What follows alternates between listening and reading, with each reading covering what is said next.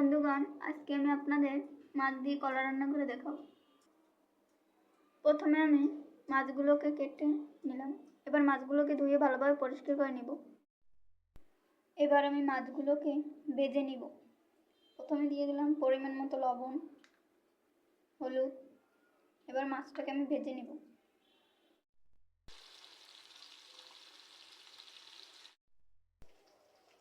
আমাদের মাছ ভাজি কমপ্লিট হয়ে গেছে।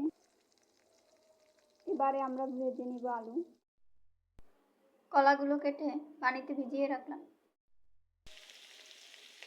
এবার কলাগুলোকে ভেজে নিচ্ছি। স্বাদ মতো হলুদ আর লবণ দিয়ে নিলাম। কলা ভাজা হয়ে গেলে দিয়ে দেব লঙ্কা গুঁড়ো, মাছের মশলা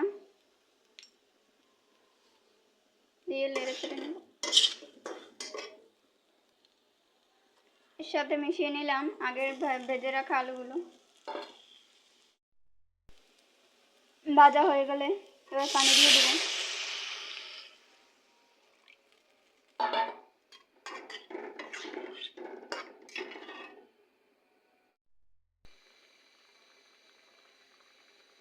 এবার মাছগুলো দিয়ে নিব।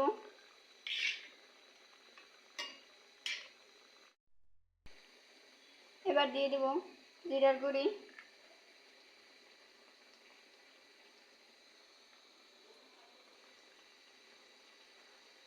দারচিনির গুঁড়ি,